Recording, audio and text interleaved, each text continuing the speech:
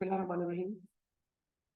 आपके पास आईकैप की तरफ से स्टडी रिसोर्सेज में अगर आप जाते हैं और पीआरसी लेवल में जाते हैं तो आपको आईकैप की तरफ से स्टडी रिसोर्सेज दिए गए। पता नहीं आपने कभी यहाँ जाने की जहमत की या नहीं, मुझे नहीं पता। ठीक है, ये सब बातें हैं और कुछ नहीं है। इसमें अगर आप मॉडल पेपर पे क्लिक करेंगे तो आपके पास एक तो मॉडल पेपर का ऑप्शन आएगा। अगर आप इन मॉडल पेपर की तरफ जाएंगे तो आपके पास एक सॉफ्टवेयर डाउनलोड होना शुरू हो जाएगा मॉडल पेपर के नाम से। ठीक है। दूसरे नंबर पर इस मॉडल पेपर में आपको आईए, इकोनॉमिक्स सबके पेपर मिल रहे होंगे। साथ में आपको how to run model paper ये फाइल डाउनलोड करनी है, ताकि आपको जो भी प्रैक्टिस करना हो टेस्ट उसका आप सब्जेक्ट कोड और पासवर्ड एंटर करें तो आपके सामने मॉडल पेपर उसी प्लेटफॉर्म में ओपन हो जाए जिस प्लेटफॉर्म में आप आई कैप का अटेम्प्ट करते हैं। ठीक है। दूसरे नंबर पर ये जो सेकंड ऑप्शन है ये आईटीए के फाइनल अकाउंट्स के लिए स्पेशली बनाया गया। इस पे क्लिक करेंगे तो सिर्फ आईए का फाइनल अकाउंट का प्रैक्टिस सेट क्या होगा डाउनलोड होगा। उसमें 2 सवाल है, बस ज्यादा सवाल नहीं। ज्यादा सवाल होता तो मैं आपको बहुत पहले डाउनलोड करा। ठीक है। हाँ, 2 सवाल ही। ठीक है। और उसको रन कैसे करना है उसका कोड बताता हूँ। आईटीए उसका यूजर नेम कैपिटल में आईटीए और 123 उसका क्या है पासवर्ड है। आप एंटर करें आपको मिल जाएगा।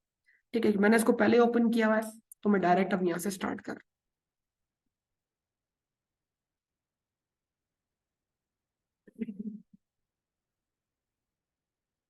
भी पेपर मैंने डायरेक्ट ओपन किया हुआ आपके सामने, तो पेपर आपके सामने आ जाता है यहाँ पर, तो देखिएगा। अब इसको थोड़ा देखना क्योंकि स्क्रीन पर स्पेस कम है और सामान इन्होंने ज्यादा भर दिया है, तो विजिबिलिटी का इशू है इसके अंदर थोड़ा सा। ठीक है। सवाल सही से पढ़ना है और फिर सवाल सॉल्व करने के लिए आपको प्लेटफॉर्म दिया हुआ है। देखें, ये सोल्यूशन प्लेटफॉर्म, ऐसे ऊपर ले आऊंगा तो ये वर्किंग प्लेटफॉर्म है। एक पेज पे 3 चीजें हैं। ये अगर वहां पे आके देखें तो घबराहट ही घबराहट है। ठीक है। ये सवाल यहाँ से रीड होगा, इस स्पेस में सवाल क्या होगा सॉल्व होगा। मुझे बात है, अगर किसी वर्किंग करने की जरूरत पड़े तो इस एक्सेल शीट पे क्या होगी वर्किंग होगी। ये 20 नंबर के सवाल की बात करें। ठीक है।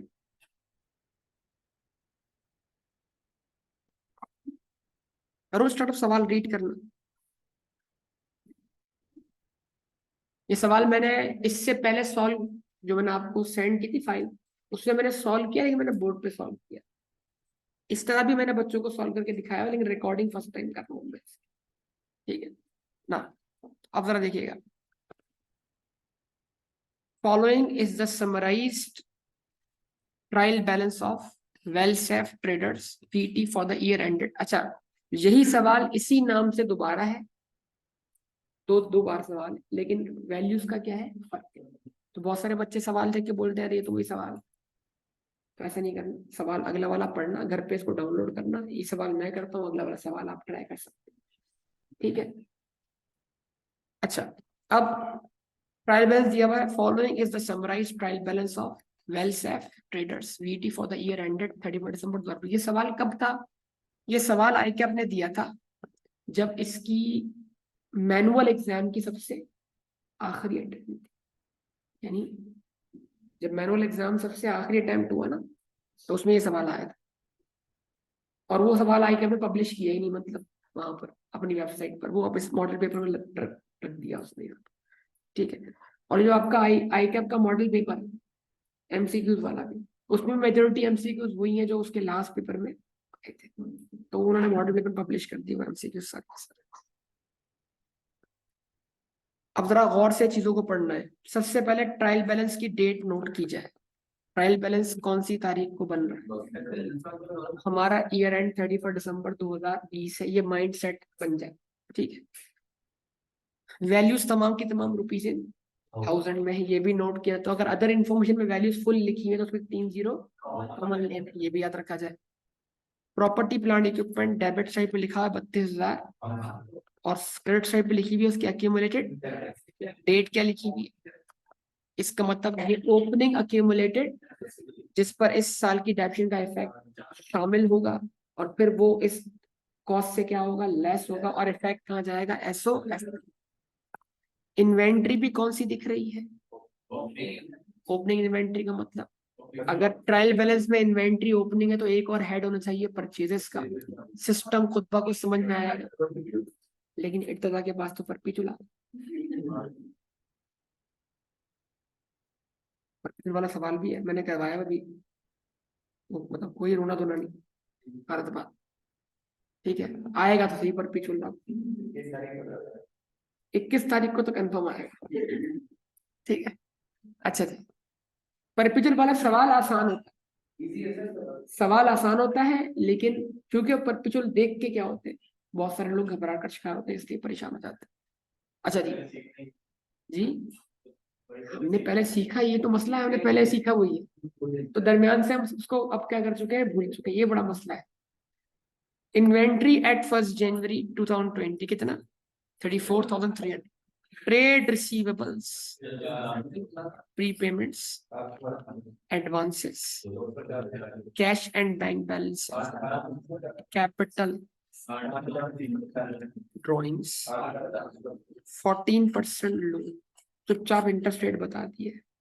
इसका मतलब अगर टोटल क्वेश्चन खामोश रहता तो ये हम अज्यूम करेंगे प्रिंसिपल साल के स्टार्ट से लेकर साल के एंड तक आउटस्टैंडिंग है, इस पर 14% इंटरेस्ट क्या हो रहा है, ड्यू हो रहा है। ठीक है, उसके बाद क्या लिखा हुआ आ रहा है, trade and other papers 28,724। Revenues, sir वो मैं पेपर सॉल्व कर रहा था, पूरे क्वेश्चन में कहीं सेल ही नहीं थी सर, पूरे क्वेश्चन में कहीं सेल नहीं थी सर।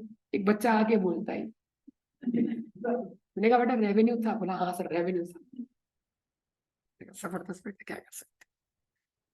ठीक है जी, भाई रेवेन्यू सेल होता है। ठीक है, purchases 1,49,800। Selling expenses, distribution expenses, administrative expenses, rent income, interest on bank. धोखा मत खाइएगा, ये ओवरड्राफ्ट पे इंटरेस्ट है, लोन का इंटरेस्ट नहीं है। अब जज्बाती होकर इसका निकालें 14% और इसको पेड मान के लेस कर दें। पेड जब लेस होगा जब वो इसी लोन का इंटरेस्ट है, ये तो किसका इंटरेस्ट है, तो ये इंटरेस्ट उस इंटरेस्ट के अलावा है, ख्याल रखने की जरूरत है। बाकी अदर इंफॉर्मेशन जो बोले हम क्या करेंगे, फॉलो करेंगे। तो मेन आइटम हमारे सामने आ चुके हैं सारे के सारे। ओपनिंग स्टॉक दिख गया, परचेज दिख गया, जवाब दे, सेल्स रेवेन्यू दिख गया, सेल्स रिटर्न नामी कोई चीज दिखाई, परचेज रिटर्न नामी कोई चीज दिखाई, कैरेज इनवर्ड भी नहीं नजर आ रहा। मतलब कुछ आइटम है जो नजर नहीं आ रहे, लेकिन हमारे दिमाग में जरूर प्रोसेस होने चाहिए। अब बाकी अदर इंफॉर्मेशन को देखते हैं क्या लिखा हुआ आता है। ठीक है जी,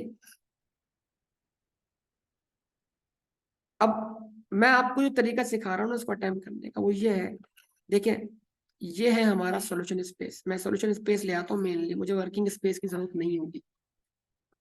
देखिए अब ये है मेरा रेवेन्यू वाला एरिया। जब मैं इसको क्लिक करूंगा तो मेरे पास ऑप्शन आ रहे हैं, उन जरा ऑप्शन को अच्छी तरह देखिएगा, आराम से देखें। एक ऑप्शन आ रहा है मेरे पास, जैसी सेल लिखी हुई है वैसी की वैसी चूज कर लो। एक आ रहा है कि इसमें से कोई चीज माइनस हो रही है, अब ये पता नहीं क्या है, अभी तक तो ट्रायल बैलेंस में कोई चीज ऐसी नजर, क्या पता ये चीज अदर इंफॉर्मेशन, माइनस कर, या फिर मैं 1300 प्लस कर लूं। इसका मतलब मुझे सेल्स की जो वैल्यू पुट करनी है वो इन तीनों में से कोई, अगर मुझे इन्फॉर्मेशन पढ़ते ही ऐसी कोई चीज मिल जाती तो मैं फौरन अपना सोल्यूशन क्या कर लूंगा, सॉल्व कर लूंगा, ताकि वो बॉक्स फिल होने से वो वाले मार्क्स क्या हो जाए, क्योंकि जितने डब्बे भर दिए और सही भरे उतने मार्क्स मिल गए। ये 20 नंबर ऐसे नहीं है कि आप जब तक पूरा क्वेश्चन सॉल्व ना करें तब तक नहीं मिलेंगे, जितने एलिमेंट आपने ठीक सॉल्व किए उनके, नेट प्रॉफिट आपका भले ठीक ना हो, बैलेंस शीट आपकी चाहे बैलेंस ना हो, लेकिन जितने बॉक्सेस सही फिल होंगे उसके नंबर मिलेंगे। समझे बात या नहीं?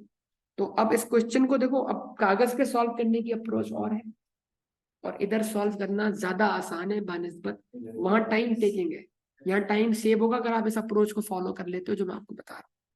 अब इसमें सबसे अच्छी चीज क्या है, आपको अदर इंफॉर्मेशन और डेटा को अच्छी तरह दिमाग में रखना है अगर आप जल्दी क्वेश्चन सॉल्व करना चाहते हो। आइए इंफॉर्मेशन पढ़ते हैं।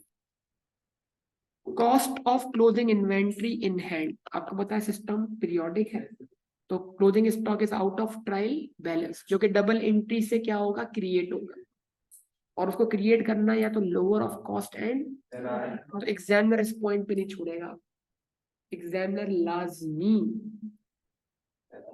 लाजमी लाजमी इधर आपको एनआरवी जरूर बताया। तो अब आइए देखिए, इस एक एडजस्टमेंट का इफेक्ट जहां जहां जाता है मैं सारे बॉक्सेस फिल कर, मैं क्वेश्चन को अब उस तरह सॉल्व नहीं करूंगा।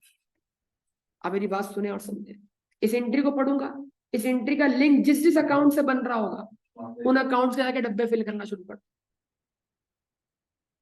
समझे मेरी बात? बस मुझे अपने दिमाग में बनानी है डबल एंट्री, और डबल एंट्री का इफेक्ट लेना है उस डब्बे के अंदर जिस डब्बे में वैल्यू ट्रायल बैलेंस से उठकर जाएगी और एडजस्टमेंट के साथ जाएगी। आइए पढ़ते हैं इसको, लिखा हुआ क्या है। Cost of closing inventory in hand, physical counting हुई किसकी, इन्वेंट्री की, 31 दिसंबर 2020 पर, अमाउंटेड टू ₹46,300,000। तो हम इसके अंदर 3 जीरो कॉमन कर लेंगे, क्या बोलेंगे, 46,300। यहां तक बात समझ में आई? गिनकर क्लोजिंग स्टॉक कितना आया, physical inventory count revealed that goods costing ₹900, costing हमारे पॉइंट ऑफ व्यू से कॉस्ट, लेकिन अगर हमें हमारे कस्टमर ने वापस की है तो सेल्स रिटर्न कॉस्ट पे नहीं होती, सेल्स रिटर्न सेलिंग प्राइस पर। ये मामूली बातें लगती हैं, फिर पेपर में घबराहट हो जाती है। Physical inventory count revealed goods costing were return by customer, physical counting में वो गुड्स भी आई है जो कस्टमर ने वापस कर दी और कहाँ मौजूद है, गोडाउन में। चले वो तो गिनती में आ गई गिनती में आ गई। तो फिर इन्वेंट्री में वो कौन सी वैल्यू पे काउंट होंगी, कॉस्ट पर या सेलिंग प्राइस, सेलिंग प्राइस पर। ठीक है जी। Were return by customer for which no entry has been made, लेकिन उसकी सेल रिटर्न की अब तक कोई एंट्री, सेल रिटर्न की एंट्री कॉस्ट से बनेगी, सेलिंग प्राइस से बनेगी। तो वो सेलिंग प्राइस निकालने के लिए तो एग्जामिनर जानबूझ के आपको मार्कअप या, ताकि आप इसके ऊपर मार्कअप मार्जिन लगा के उसको सेल, या फिर शराफत से सेलिंग प्राइस बता देगा, दो में से कोई एक रास्ता। अगर बोले ये गुड्स आपने 20% अबव कॉस्ट पे सेल की, तो आप क्या करेंगे, 9,50,000 को 1.2 से, अगर वो बोले ये गुड्स आपने 20% मार्जिन पे सेल की थी, तो आप इसको 0.8 से डिवाइड कर देंगे, जाग जाएगी, एक्टिव होना पड़ेगा। लेकिन फिल वक्त तो अच्छा एग्जामिनर, मॉडल पेपर है ना, अगर असल पेपर हो तो अच्छा एग्जामिनर नहीं होता। ठीक है जी। तो कोई एंट्री नहीं बनी, वो एंट्री सेल रिटर्न की एंट्री 9.5 लाख से बनेगी, सेलिंग प्राइस से बनेगी। जब सेल रिकॉर्ड हुई है सेलिंग प्राइस पर, जब अकाउंट रिसीवेबल डेबिट हुआ है सेलिंग प्राइस पर, तो रिवर्सल भी किस पे परफॉर्म होगा। तो ये छोटी छोटी मिस्टेक है, कोई बंदा 950 पे एंट्री बना के आ जाए सेल रिटर्न की तो गलती कर रहा है, जो कि गुड्स कॉस्टिंग बोल रहा है। ठीक है जी। These goods were sold for ₹1.3, 1300 रुपए की बेची। 1300 दिखना शुरू हो गया, दिख गया 1300। 181,100 हमारी सेल्स, 1300 हमारी सेल्स रिटर्न। तो सेल में से सेल रिटर्न क्या होती है, तो कौन सा ऑप्शन सिलेक्ट करूंगा, ये सिलेक्ट हो गया, सेकंड मार्क्स आ गया, 1 नंबर आ गया। एक और चीजें बता दूं, यहां पर नहीं है लेकिन एग्जाम में है, ये नाम लिखा हुआ होगा, एसोसिएट लिखा होगा, ये जो है ना ये वाला ऑप्शन, ये टैब में छुपा होगा, इसको भी क्लिक करना है। या 2 ऑप्शन होंगे, एक होगा फॉर द ईयर एंडेड, एक होगा एज ऑफ। बहुत सारे बच्चे सवाल शुरू कर देते हैं, इसको नहीं देखते, इसका भी आधा नंबर होता है, 1 नंबर होता है। इसको टैब को क्लिक करना है, एसोसिएट के लिए क्या सिलेक्ट करना है, और एसआईएफटी के लिए ये मुफ्त के नंबर है, जाया नहीं करके। ठीक है, ये जरूर लेकर आइएगा नंबर, पूरा सवाल मत करें, ये नंबर ले। ठीक है जी। अच्छा जी, अब बताएं सेल्स रिटर्न की एंट्री। सेल रिटर्न डेबिट, एक इफेक्ट गया कहां पर, एक इफेक्ट गया कहां पर, एसोसिएट, सिलेक्ट कर लिया। दूसरा इफेक्ट अकाउंट। अब एक काम करते हैं, साथ साथ जो जो होता जा रहा है ना वो बनाते जाए। ये मैंने सिलेक्ट किया ट्रेड रिसीवेबल, देख रहा है ट्रेड रिसीवेबल। ठीक है जी। As per trial balance, as per trial balance trade receivable कितना है, ठीक है जी। मैंने कहा ट्रेड रिसीवेबल की वैल्यू 36,800 ये, और अब मैं जब अकाउंट रिसीवेबल क्रेडिट करूंगा तो उसमें 1300 की क्या आएगी, कमी आएगी। तो नेट हो के कितना हो जाएगा। अगर क्वेश्चन में फर्दर इसके ऊपर बेड डेट की कोई एडजस्टमेंट हुई तो मैं दूसरा ऑप्शन सिलेक्ट कर लूंगा। कोई प्रोविजन की एडजस्टमेंट हुई आगे पता लगी तो मैं इसके बाद वाला ऑप्शन सिलेक्ट कर लूंगा। अभी के लिहाज से ऑप्शन ये बनता है। अप्रोच समझ में आ रही है, ये नहीं आ रही बात समझ में। लेकिन और कोई ऑप्शन है भी नहीं वैसे फायदा, यानी मतलब या तो ट्रेड रिसीवेबल ग्रॉस आ रहे हैं या 1300 उसमें माइनस हो रहा है या प्लस हो रहा है। इसका मतलब इससे साबित हुआ इस डब्बे पर एक ही एडजस्टमेंट है और कोई बेड डेट नामी एडजस्टमेंट भी इस क्वेश्चन में नहीं है। कुछ समझ में आई बात या नहीं। चलें जी आगे बढ़ते हैं। क्या कहता है अगला हिस्सा, ये गुड्स जो वापस आई है उनकी कॉस्ट क्या है। तो ये इस 46,300 में कितने से शामिल होंगे। अब इनके बारे में फर्दर बोलता है वीटी। अभी तक हमने क्लोजिंग स्टॉक की डबल एंट्री बनाई, बताएं। तो अब हम बनाएंगे किस पर, लोअर ऑफ कॉस्ट एंड। तो VT determine that these goods are out of fashion. हाँ भाई पता लग गया रीजन। एनआरवी नजर आ रही है आपको, कॉस्ट से कम। And can be sold at 1300 का जरा 40% निकालिए, सब निकालिए 520। इसका मतलब इस इन्वेंट्री की वैल्यू को आपने 950 पे शामिल किया इस 46,300 में। आवाज नहीं आई। और इनको होना चाहिए कितने पर, तो आप 950 और 520 का डिफरेंस है।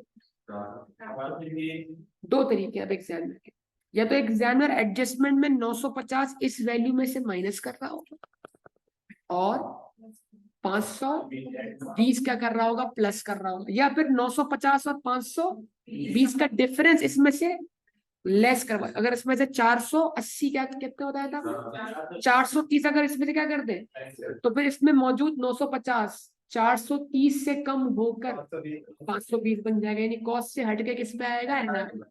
इसी बात। अब एक काम करते हैं, इसका मतलब इस वैल्यू को डायरेक्टली एसओएफटी में लिखते हैं, कहां पर, बतौर क्लोजिंग स्टॉक। यानी क्या एंट्री बनाते हैं, क्लोजिंग स्टॉक डेबिट। डेबिट वाली परचेज फिर करते हैं, पहले क्लोजिंग स्टॉक डेबिट कर लेते हैं। आइए कहां चलते हैं, सीधा एसओएफटी में हम मौजूद है। Inventory, inventory as per physical counting 46,300। आवाज ही नहीं आ रही, 46,300 जवाब दें। एक ऑप्शन आ रहा है 46,300 माइनस 430, एक ऑप्शन आ रहा है 46,300 माइनस 900। तो क्या 950 पूरे लेस करने थे या 520 ऐड भी करने थे। अगर मैं 950 लेस करूं और 520 ऐड करूं तो नेट इफेक्ट कितना आता है। फिर मुझे कौन सा ऑप्शन सिलेक्ट करना है, इसका मतलब मुझे क्लोजिंग स्टॉक को वैल्यू करना है 45,870 पर। तो मैंने अपनी क्लोजिंग स्टॉक की डबल एंट्री किस पे बनाई, NRV, lower of cost and NRV. यानी क्या एंट्री बनाई, क्लोजिंग स्टॉक डेबिट परचेजेस या सीओ। ठीक है ना, ये बस आप पढ़ते जाएं, आपका माइंडसेट बना हुआ है डबल एंट्री का, सॉल्व हो जाएगा। समझे बात या नहीं। अच्छा जिस तरह मैं सॉल्व कर रहा हूँ स्क्रीन ऐसी नहीं होगी, मतलब यानी स्क्रीन तो ऐसी होगी, मैं तो पेन से सॉल्व कर रहा हूँ। हाँ आपको सॉल्व करना पड़ेगा। ठीक है जी, उसके बाद यहां तक अब जो बनता जा रहा है बनाते जाएं, सोचे ही मत। अगर उस आइटम पे कोई फर्दर एडजस्टमेंट दिखती है तो पुरानी वाली भी काउंट करें और नई वाली भी काउंट करें, कोई टेंशन नहीं।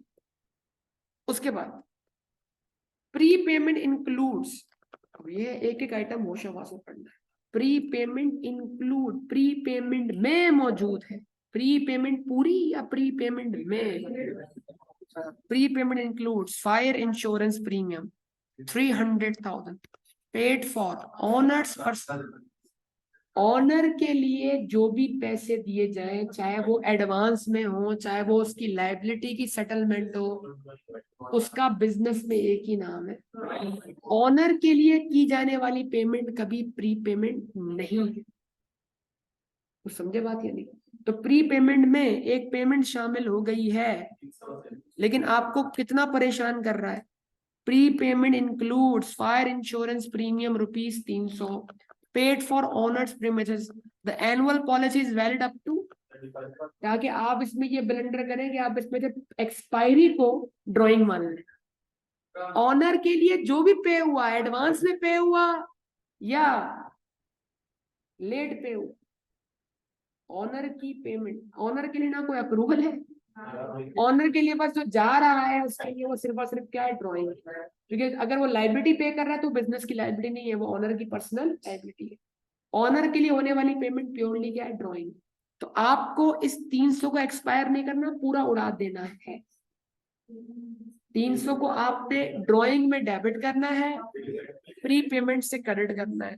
आप देखते हैं जी, प्री पेमेंट का ऑप्शन दिख रहा है हमें, तो एक प्री पेमेंट दिख रही है हमें 780 एज इट इज, फिर दिख रही है 780 माइनस, एग्जामिनर में कितना अच्छा है। मैं होता तो एक ऑप्शन और रखा एक्सपायरी वाला, ताकि आप गलती करो, लेकिन यहाँ तो अच्छा ऑप्शन है 300 प्लस वाला। तो कौन सा ऑप्शन चूज करो? तो ये कौन सी एंट्री बन रही है, प्री पेमेंट डेबिट या प्री पेमेंट क्रेडिट? ये हो गई प्री पेमेंट क्रेडिट। अब ड्राइंग्स वाला ऑप्शन में जाते हैं। बताएं, ड्राइंग्स जो ऑलरेडी ट्रायल बैलेंस में लिखी हुई हैं वो 8,480, उसमें ड्राइंग्स मजीद डेबिट होंगी या क्रेडिट होंगी? तो लेस करवा रहा था ना भाई। नहीं नहीं, लेस का जुमला आया है मेरे दोस्त, इसलिए बोल रहा हूँ, यही तो एग्जामिनर कर रहा है।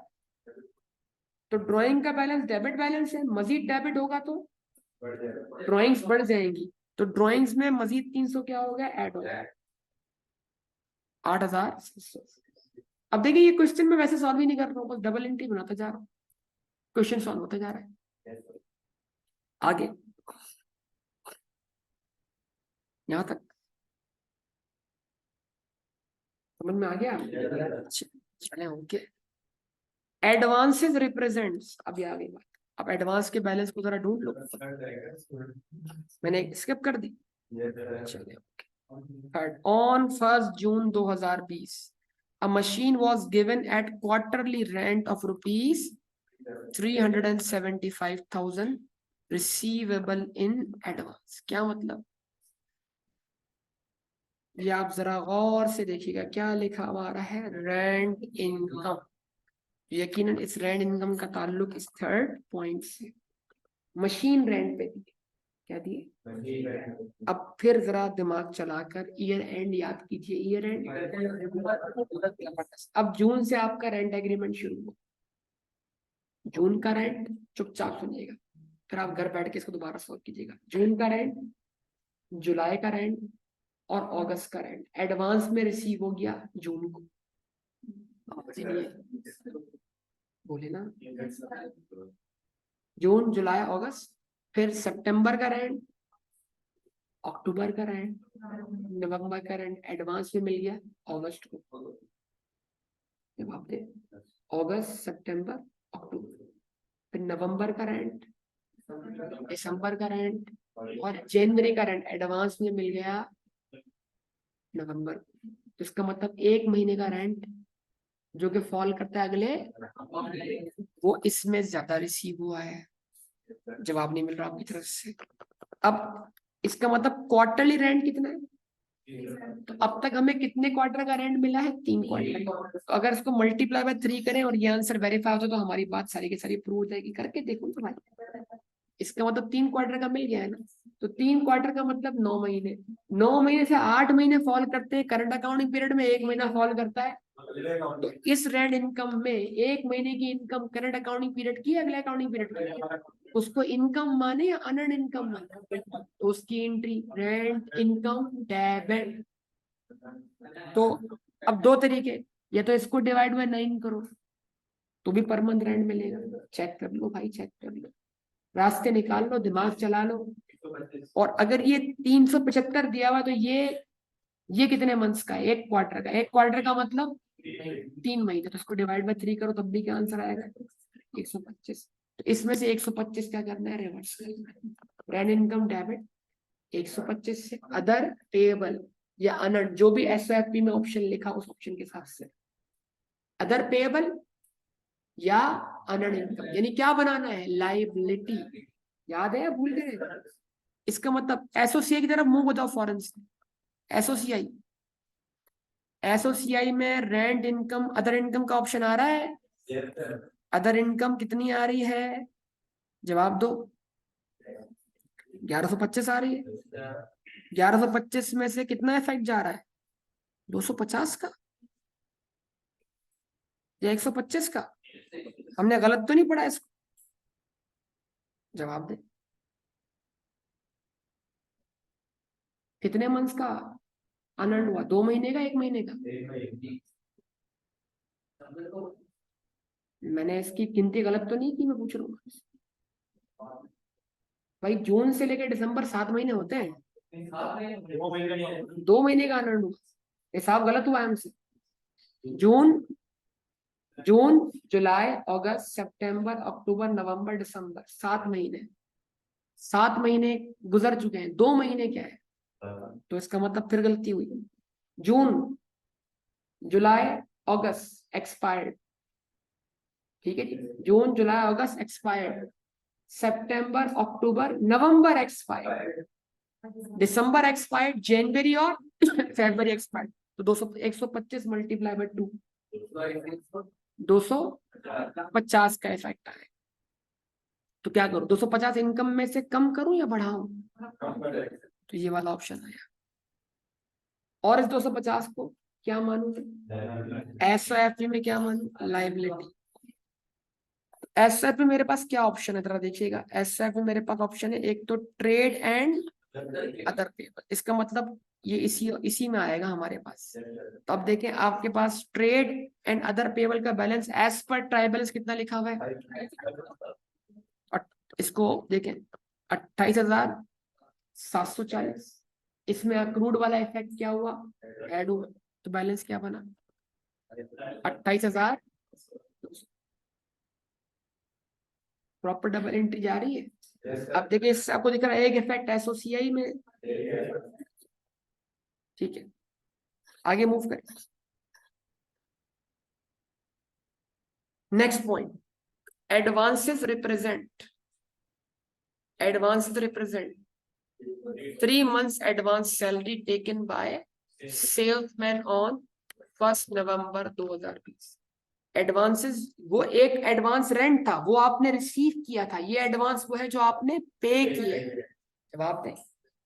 तो ये आपने जो एडवांस पे किया, ये आपके लिए क्या है? एसेट है। आवाज ही नहीं आ रही। ये एडवांसेस लिखे हुए आ गए। तो कहता है एडवांसेस रिप्रेजेंट, एडवांस में कितने मंथ्स की सैलरी है? तो इसको डिवाइड बाय 3 करो, 80। और ये एडवांस कब से लागू है? 1 नवंबर से। नवंबर गुजर गया, दिसंबर गुजर गया, तो इसके 2 महीने क्या हो गए? 1 महीना बाकी बच गया। तो 2 महीने एडवांस से क्या कर दो? एक्सपायर कर दो। यानी 80 और 80, 160 से बनी double entry. Advance credit selling, salary expense. हाँ, सैलरी बोल रहे हो, सैलरी एक्सपेंस डेबिट। लेकिन सैलरी एक्सपेंस को डेबिट करे कहाँ? सवाल ये। ठीक है, सेलिंग एक्सपेंस भी है, डिस्ट्रीब्यूशन भी है, लेकिन ये सैलरी है किसकी? सर ये सैलरी है सेल्समैन की। तो सेल्समैन की सैलरी का इफेक्ट सेलिंग एक्सपेंस में आएगा। एक काम करते हैं, ट्रायल बैलेंस से पहले सेलिंग एक्सपेंस पिक करते हैं। कितने? तो as per trial balance selling expense कितने हैं? तो उस 12,500 में एडवांस की एक्सपायरी भी क्या बन रही है? एक्सपेंस बन रही है। कितने से? 80 और 80। तो ये एंट्री बनी salary expense debit selling expense के नाम से। आवाज नहीं आई। और एडवांस क्रेडिट, ये वाला इफेक्ट आ गया आपके पास। और यानी मतलब सेलिंग एक्सपेंस के अंदर हमने 160 रुपए की सैलरी और शामिल कर दी एक्सपायर करके। यस और एडवांस के बैलेंस को हम क्या करेंगे? रिड्यूस करेंगे। एडवांस का बैलेंस कितना है? 240 में 80 और 80 की क्या आ गई? एक्सपायरी आ गई। कम हो गया, क्या बचा भाई? 240 160 से कम हो गया, क्या बचा बेटा? 80 बचा ना। पावर कहीं खो गया बेटा? अच्छा जी, उसके बाद Loan was acquired on 1st July 2020 and the entire principal along with interest is repayable on 30 November 2021। देखिएगा इधर बहुत बड़ा धोखा होने जा रहा है आपके साथ। कौन सा? ये लॉन्ग टर्म लोन के नाम से। आप इस लाइन को पढ़े और इसको देखिए। आपने लोन कब लिया है? 1 जुलाई 2020 को। आज आप खुद कहाँ खड़े हैं? आपको ये लोन 31 नवंबर 2020 से कितने अर्से में पे होता हुआ दिखाई दे रहा है? 9 मंथ्स, 11 मंथ्स बोले, यानी विद इन 12 मंथ्स। तो आज आपका 31 नवंबर को लोन का बैलेंस करंट है नॉन करंट है? आवाज ही नहीं आ रही। आज आपका 31 दिसंबर को लोन का बैलेंस, आज आप SOFT में अपना लोन रिपोर्ट कर रहे हो तो उसको करंट रिपोर्ट करोगे या नॉन करंट रिपोर्ट करोगे? क्यों? क्योंकि अगले अकाउंटिंग पीरियड में 30 नवंबर को, यानी अगले अकाउंटिंग पीरियड के स्टार्ट होते ही 11वें महीने के एंड पर ये लोन मुझे क्या करना है? तो इसका मतलब जो liability with in 1 accounting period क्या हो, सेटल हो रही हो, वो क्या है या नहीं है? बताइएगा। तो इसका मतलब क्या हुआ? यहाँ लॉन्ग टर्म लोन का डब्बा तो बना हुआ है, इस्तेमाल करना है। देखिए लिखा हुआ आ रहा है, ऑप्शन दिया हुआ है उसने आपको, ये दिखा देखो 17,000। अब मैं इसमें क्या चूज करूं? 0 कुछ भी नहीं करूंगा तो मार्क्स जाएंगे। 0 है ना, यानी मैं बताऊं एग्जामिनर को कि मुझे पता है इस 0 के नंबर है, इस 0 के नंबर है। समझे बात है? इट मीन यहाँ डिसीजन लेना था कि इस लोन को लॉन्ग टर्म लोन बोला जाए या। अच्छा एक और चीज, अगर आपने वीडियोस देखी नहीं देखी आपके ऊपर है। अगर लोन मान लें आपने 500 या 5 लाख का लोन लिया, 5 लाख में से 1 लाख पे होने अगले अकाउंटिंग पीरियड में, बाकी 4 लाख फ्यूचर में। तो 5 लाख को 2 हिस्सों में तोड़ेंगे, 1 लाख दिखाएंगे करंट में, 4 लाख दिखाएंगे, इसको बोलेंगे करंट और नॉन करंट पोर्शन। क्या बोलेंगे? अब ये क्योंकि ये पूरा लोन ही कब पे हो रहा है? अगले, तो लिहाजा पूरा का पूरा करंट है। अगर ये लोन अगले अकाउंटिंग पीरियड में बिल्कुल भी पे ना होता बल्कि उससे भी, तो फिर ये पूरा का पूरा क्या होता? और अगर ऐसा होता कि इसका कुछ पोर्शन अगले अकाउंटिंग पीरियड में पे होता और कुछ पोर्शन उससे भी आगे, तो इसका मतलब क्या होता? जो पोर्शन अगले अकाउंटिंग पीरियड में पे होता हुआ दिखता वो करंट बन जाता, बाकी तो ये गलतियां नहीं करनी एग्जाम में। आसान नंबर है, ये लेकर आने सारे के सारे। ठीक है जी। अब लोन कहाँ दिखाया जाए? करंट में। शॉर्ट टर्म लोन का यहाँ भी 0 का ऑप्शन। क्या करें? ये हमारा डिसीजन बन गया कि जी लॉन्ग टर्म लोन जो है, सॉरी लोन जो है वो शॉर्ट टर्म है। अब एक और मसला है, ये लाइन पढ़ के खुश ना हो, इसके भी नंबर बाकी है। क्या नंबर बाकी है? इसने आपको लोन की एक्विजिशन डेट बता दी, तो आप पर इंटरेस्ट कब से ड्यू होना शुरू, और ये इंटरेस्ट पे होगा मेच्योरिटी डेट पर। इसका मतलब इस अकाउंटिंग पीरियड में इस इंटरेस्ट का 1 रुपया भी पे ना पे हुआ, अब अक्रूड इंटरेस्ट की एंट्री बनेगी। बताइए एक काम करते हैं, आइए जरा लोन का इंटरेस्ट, लोन का प्रिंसिपल 17,500 का निकालेंगे आप 14%, तो पूरे साल का इंटरेस्ट आएगा। जुलाई से कब लिया आपने लोन? लोन कब लिया? जुलाई से। जुलाई से दिसंबर कितना बना? 6 महीने, multiply by 6 divide by 12, 1200। Interest expense debit, interest expense कहाँ डेबिट करने? एसोसीआई में। एसोसीआई में कहाँ पर? Finance charges. देखिए ये देखिए फाइनेंस चार्ज दिख रहे हैं आपको, फाइनेंस चार्जेस, फाइनेंस चार्जेस। क्या करें? Finance charge. क्या क्या आंसर था आपके पास? तो सर यहाँ तो बहुत ऑप्शन है सर, बहुत ऑप्शन है यहाँ तो। अब आप भूल गए कि आपके पास एक इंटरेस्ट ट्रायल बैलेंस में पहले से मौजूद है। कितना मौजूद है? तो 450 का इंटरेस्ट वो जो ऑलरेडी पेड है, और जो मजीद इंटरेस्ट है जो जो तब तक पे नहीं हुआ। तो इसका मतलब क्या करना है आपने, 450 प्लस 1250, ये ऑप्शन क्या करना है, चूज करना। तो आपने एडजस्टमेंट 450 आपने कहां से उठाया, ट्रायल बैलेंस से, और एडजस्टमेंट की वजह से कितने से बढ़ाया, तो फिर लाइबिलिटी कितने से बनेगी, लाइबिलिटी 1225 से, जो एडजस्टमेंट है उससे लाइबिलिटी बनेगी ना। तो अब उस लाइबिलिटी को क्रिएट करो कहां पर, SFP, किस नाम से, इंटरेस्ट पेएबल के नाम से, इंटरेस्ट पेएबल 1225, ठीक है।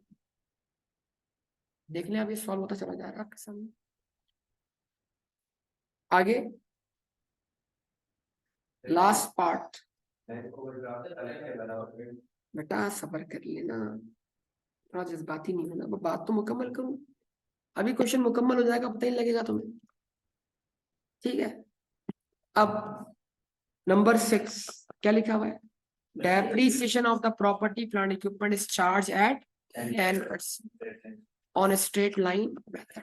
जिंदगी आसान कर दी, स्ट्रेट लाइन मेथड, रेट किस पे लगाना है, कॉस्ट पे लगाना है, तो ये तो बड़ी आसान बात होगी सर। 32,500 का निकालू 10%, 3,000, 8,750 प्लस 3,250, 12,000 हो गई आपकी एक्यूमुलेशन बैलेंस CD। तो SIP बनाते वक्त 32,500 में से आप क्या लेस करोगे, 12,000।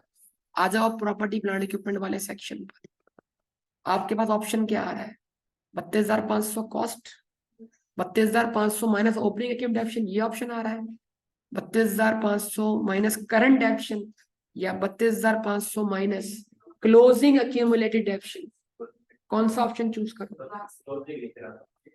तो आपकी SIP में WDV कितनी अपेयर हुई, 20,500, ये बात समझ में आ रही कि नहीं आ रही, CD लेस करवाएंगे ना यहाँ पर।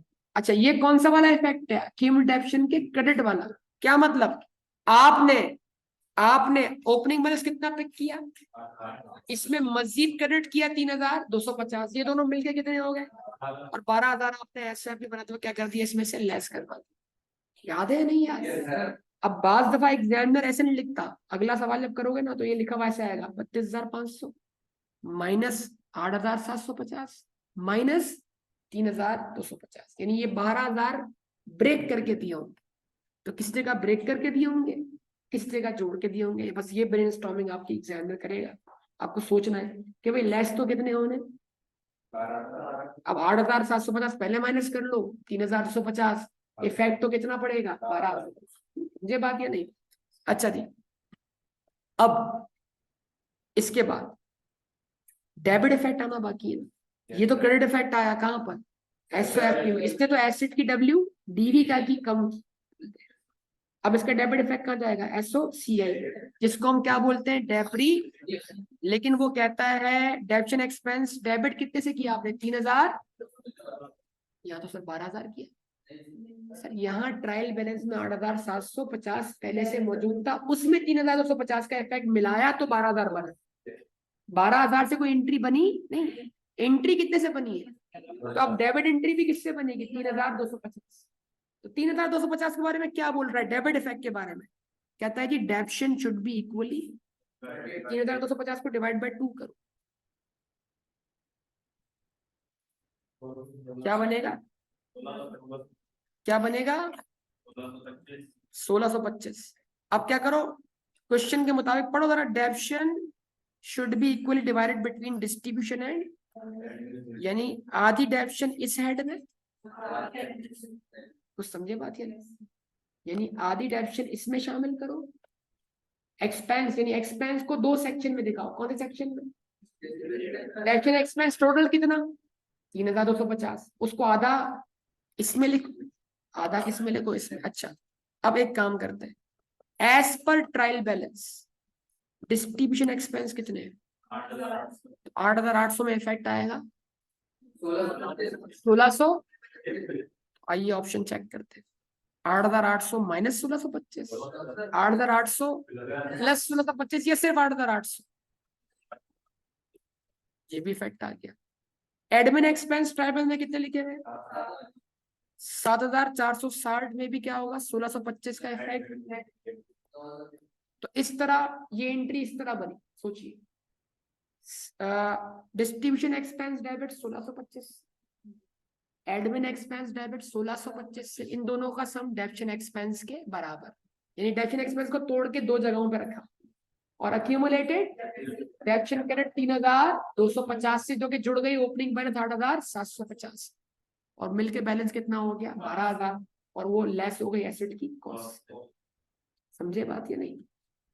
अच्छा जी, अब जिन्हों मुकम्मल हो गया जवाब दीजिए।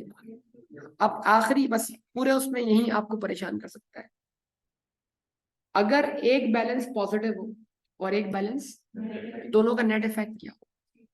जीरो होगा, बराबर ना हो। या तो अगर पॉजिटिव बैलेंस ज्यादा है और नेगेटिव बैलेंस कम है तो नेट इफेक्ट क्या होगा? पॉजिटिव होगा। तो अगर मैं पॉजिटिव बैलेंस में से, अब ये आपका जो ना IQ टेस्ट रहेगा, अगर मैं पॉजिटिव बैलेंस में से नेगेटिव बैलेंस अलग कर, तो बताइए पॉजिटिव बैलेंस में इजाफा होगा कमी है? इजाफा होगा। 2 समझेगा, 10 - 2 क्या बना? 8। तो अब 8 में से -2 वाला इफेक्ट वापस निकालो तो 8 वापस क्या बनेगा? 10 बनेगा।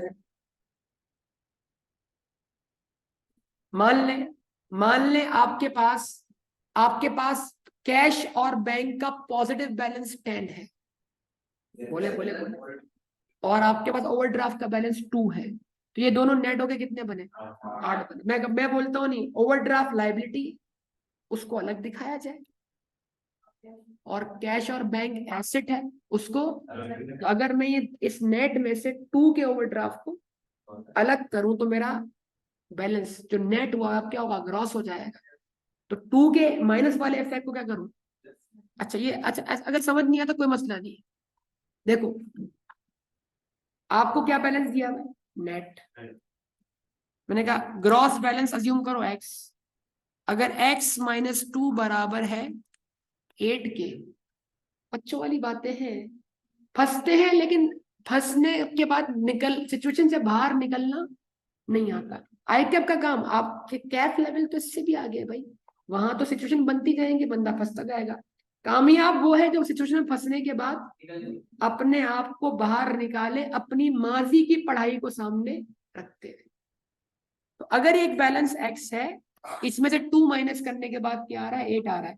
तो अगर इसमें से 2 माइनस ना होता तो ये क्या होता? सिंपल, तो ये बैलेंस होता है x = 8 + 2, यानी x की वैल्यू क्या होगा? 10 होगा। अब आप मुझे जवाब दें, जरा सवाल फिर से पढ़िएगा, इस सवाल को देखिएगा। क्या लिखा हुआ है? कैश एंड बैंक बैलेंसेस कितना दिया हुआ है? 5,550 डेबिट साइड पे लिखा हुआ है, बतौर एसेट दिया हुआ है। जबरदस्त जबरदस्त, इसके भी नंबर है, बिला वजह नंबर जाया नहीं करने। कहता है cash and bank balance include, यानी जो ऊपर बैंक बैलेंस दिया हुआ है उसमें से ओवरड्राफ्ट अलग से लायबिलिटी दिखना चाहिए ना, नहीं दिख रहा तो क्या हुआ? नेगेटिव और पॉजिटिव क्या हुआ है? नेट हुआ है। तो ऊपर जो बैलेंस है वो 1490 लेस करने के बाद है। तो अगर लेस ना होता तो बैलेंस क्या होता? बताओ ना भाई, बताओ ना, बताओ ना, बताओ। नहीं, मजीद लेस करवा दिया। अगर लेस ना होता तो बैलेंस क्या होता? 5,550 प्लस 1490, 7,000। अब ये आपका इम्तिहान था, देखिएगा ऑप्शन, देखिएगा ऑप्शन, देखिएगा आप माइनस भी करवा रहा है ऑप्शन, क्योंकि दिमाग एक्सेप्ट करता नहीं है फौरन। वो ऑलरेडी माइनस है, जो चीज एक वैल्यू से माइनस हुई भी, आप उसके माइनस का इफेक्ट क्या करेंगे? रिवर्स करेंगे, तो वो क्या होगी? प्लस होगी। तो आपने कौन सा ऑप्शन चूज करना? ये रहा, जवाब नहीं दिया आपने, और आपने ये बैलेंस लिख दिया ग्रॉस पर। अब इस 1490 को क्या दिखाना है आपने? लाइबिलिटी। तो लाइबिलिटी दिखाने के लिए ये आए कहां पर? और यहाँ लाइबिलिटी सिलेक्ट की कितने से? 2 नंबर है इस एडजस्टमेंट, सबसे महंगी एडजस्टमेंट है। इसको स्किप करना ज्यादा मार्क्स नुकसान करता है, क्योंकि ये दिमाग का खेल है सारा का।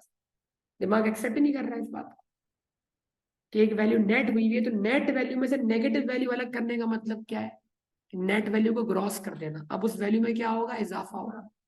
अब कमाल है, अगर इसी बात को उलट पूछा जाए कि पॉजिटिव बैलेंस कम हो, नेगेटिव बैलेंस ज्यादा हो, और पॉजिटिव बैलेंस नेगेटिव बैलेंस में एब्जॉर्ब हो, तो नेगेटिव बैलेंस की नेगेटिविटी क्या हो जाएगी, कम हो जाएगी।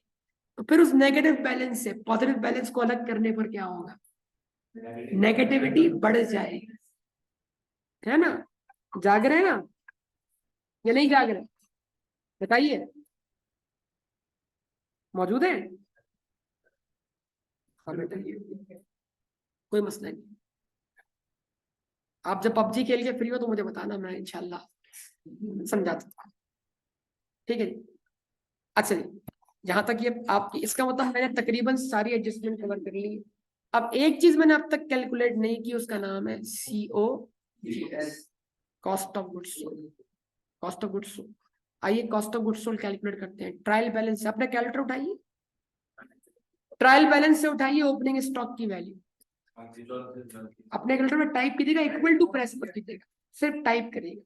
टाइप किया 34,000, टाइप कर दिया, उसमें ऐड करवाइए परचेजेस, कोई इक्वल टू प्रेस नहीं करेगा, जवाब दे। अच्छा, अब सोचिए कोई कैरी इनवर्ड है, नहीं है, कोई कैरी इनवर्ड नहीं है, कोई परचेज में से ड्रॉइंग है, कुछ भी नहीं। अब डायरेक्ट इफेक्ट किसका आना है, लेकिन क्लोथिंग स्टॉक का इफेक्ट NRV कंसीडर करने के, वो हमने ऑलरेडी यहाँ लिख दिया, कितना, 45,000 क्लोथिंग स्टॉक हमने इतने से डेबिट किया ना, कितने से, तो इतने से डेबिट हुआ, इतने से क्या होगा, अपने कैलकुलेटर पे सिर्फ टाइप कीजिए माइनस, ये मैंने पहले इसलिए सॉल्व कर लिया ताकि इसका इफेक्ट क्या हो जाए, क्रेडिट हो जाए, तो -45,870 टाइप कर लिया। अभी इसको इक्वल टू मत प्रेस कीजिएगा। अब हम जाते हैं COGS के टैब पर, क्लिक करो। अब आपके कैलकुलेटर में जो कैलकुलेशन हुई हुई है वो चेक कीजिए।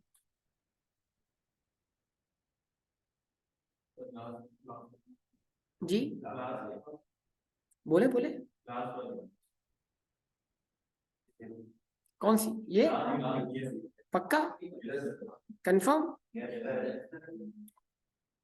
ओपनिंग स्टॉक एट परचेज, जो कैलकुलेटर पे टाइप हुआ है वो नजर आया आपको, नहीं नजर आया, ये आपने चूज कर ली। अब आपका यहाँ से, अब आपको अपनी आंसर्स क्या करने रखने हैं, यहाँ पर ये डब्बा आपने खुद फिल करना है, ठीक है जी। इस डब्बे के कोई नंबर नहीं है, क्यों इसके नंबर नहीं है, क्योंकि ये डब्बा डिपेंडेंट है ऊपर वाले आंसर, ऊपर आंसर गलत तो नीचे आंसर गलत, तो जो नंबर मिलने होंगे ऊपर ही मिलेंगे जी। यार ये फिर आपकी मर्जी है, फिल करने के लिए रखा हुआ है, टाइम है तो फिल कर ले, नहीं है तो ब्लैंक छोड़ दें, आप क्या कर सकते हैं। लेकिन मैं आपको बता रहा हूँ एडवांस में नहीं है, जिसका मतलब ये नहीं कि फिल ना करें, ऐसा नहीं बोला मैंने आपको। मतलब इसका जवाब देने का मतलब क्या, इस डब्बे में वैल्यू गलत आना आपका कसूर नहीं, नहीं है तो कसूर आपका ही। अच्छा, 179,800 में से आप 138,230 क्या कर दें, माइनस कर,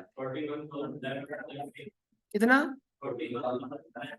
देखिए अभी मैं क्लिक कर रहा हूँ, मेरा हाथ कहीं और जा रहा है, ऐसा ना हो कि उस टैब में कुछ और, बातों बातों में कुछ और सिलेक्ट भी हो जाए, मुझे पता भी ना लगे। 2-3 दफा ऐसा हुआ है, ठीक है। तो इधर वैल्यू क्या करनी है, हाँ जी बताइए क्या टाइप करनी है, 41,570, पक्का गलत तो नहीं कराओगे। 41,570 में से आप 12,610 माइनस करो, 10,425 माइनस करो, 9,085 माइनस करो, क्या मिलेगा, ऑपरेटिंग प्रॉफिट, क्या,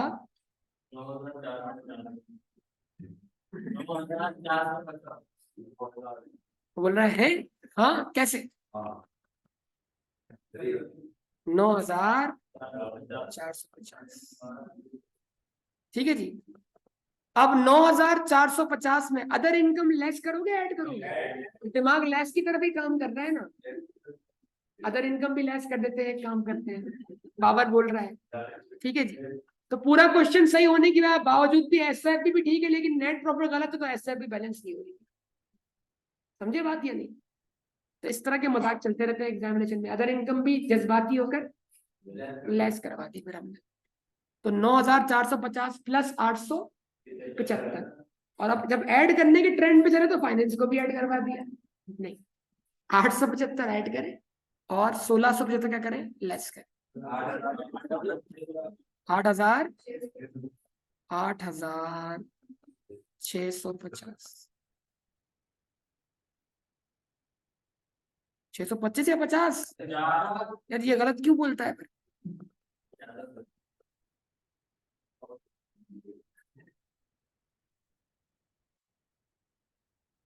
ठीक है, अब कहाँ पहुंचे?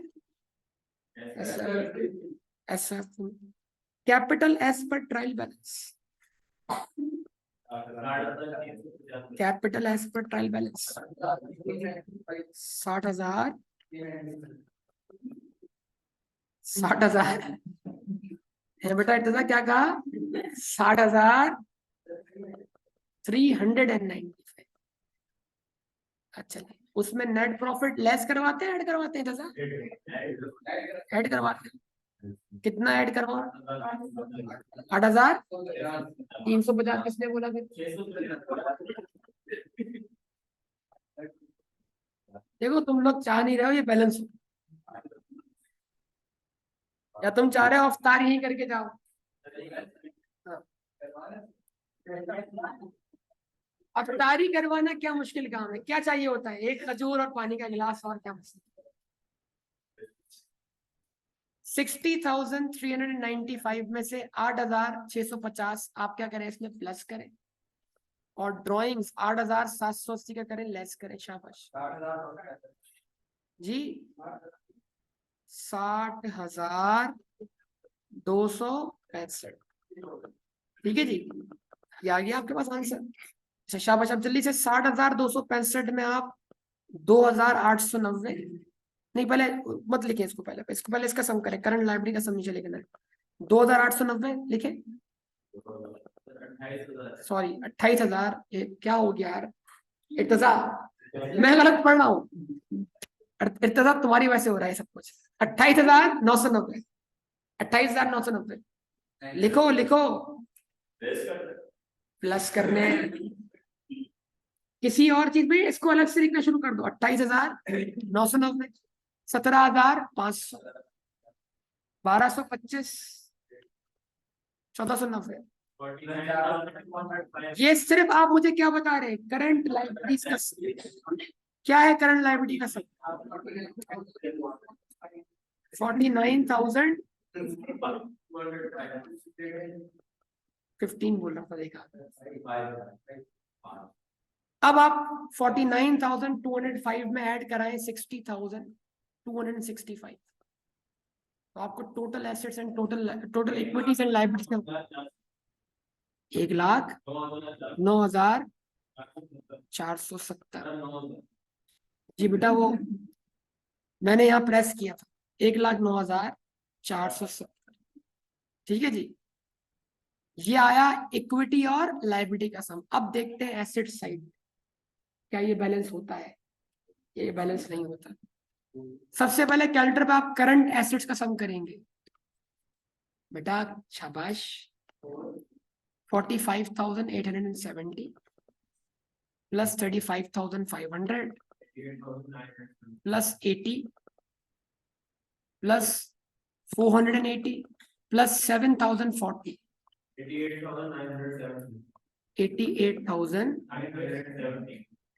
88,970। इसमें प्लस कराओ 20,500।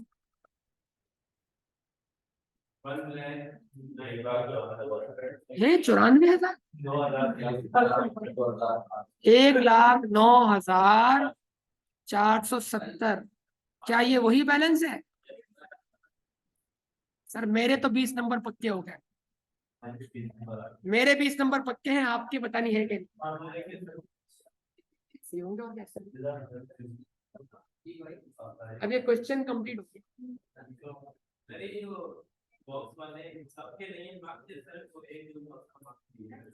जो बॉक्स टोटल पे डिपेंड करता है उसके नंबर नहीं, उसके मार्क्स ऊपर ही मिल जाएंगे एडजस्टमेंट के। अब ज्यादा मत सोचो, सॉल्व करो।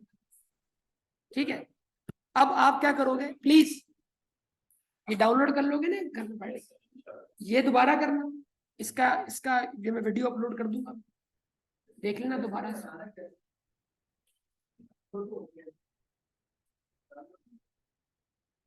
डाउनलोड कर लिया, एक्सट्रैक्ट करो, असेसमेंट मास्टर नामी क्या होगा, क्या कहते हैं, फाइल होगी, उस पर क्लिक करो, डबल क्लिक करो या राइट क्लिक करके उसको ओपन करो। तो आपके स्क्रीन पर जो है वो एक लोडिंग नामी कोई चीज अपीयर हो जाएगी, थोड़ी थोड़ी देर बाद वो आपकी स्क्रीन को कैप्चर करती है, यही हुआ था। और थोड़ी देर लगेगा, स्क्रीन में कुछ नहीं आ रहा क्योंकि आपका कंप्यूटर उसमें बहुत कुछ भरा पड़ा है, क्या करें उसको आप खाली करें। ठीक है, अब मेमोरी बहुत फिल हुई है उसकी। ठीक है, तो अब आप क्या करें, या तो कंप्यूटर खाली करें, रैम फ्री करें ताकि क्या हो चल सके, या फिर सबर करें। जब स्क्रीन लोड हो जाए तो आपके पास वो लॉगिन और पासवर्ड मांगेगा। लॉगिन आईडी लिखिए, ITA, क्या लिखे, कैपिटल में ITA, इंट्रोडक्शन टू, और पासवर्ड रखें 123, इंटर करें, ये खुल जाएगा टेस्ट। ठीक है जी। अच्छा, अब आप यहां पर जब आप क्लिक करेंगे ऊपर, तो आप इसके सेकंड क्वेश्चन की तरफ मूव हो जाएंगे। सेकंड क्वेश्चन भी इसी नाम से है, तो नाम सेम देखकर आप ये अज्यूम मत कीजिएगा कि जी ये तो वही क्वेश्चन है, सॉल्व करने की जरूरत, वैल्यूज का फर्क है। देख लें, नाम तो वही है। अच्छा, वेलवेट नाम चेंज कर दिया ना, ठीक है जी। तो यहाँ पर क्या लिखा हुआ है, 97,500, यहाँ वैल्यूज क्या है, चेंज है, इन्वेंट्री है। लेकिन ये भी कौन सा है, देखिए 14% लोन आपको एजेंट देखने को मिल रहा होगा, तो कुछ वैल्यू आपको मिलती जुलती देखने को मिल रही होगी, रेंट इनकम वही देखने को मिल रही है। इसमें इस बार क्या आ गया, प्रोविजन। तो अगर ये नहीं हो रहा तो बताया, मैं सेकंड भी रिकॉर्ड कर दूंगा। पहले आप इसको डाउनलोड करें घर पे खुद से, इसका पहला वाला पार्ट अटेम्प्ट करें और देखिए वही आंसर आ रहा है जो मैंने सॉल्व किया नहीं किया। फिर इसका सेकंड पार्ट अटेम्प्ट करें, मुझे बताया, मैं आपको इसका सेकंड पार्ट का आंसर वेरीफाई करूँ। ठीक है।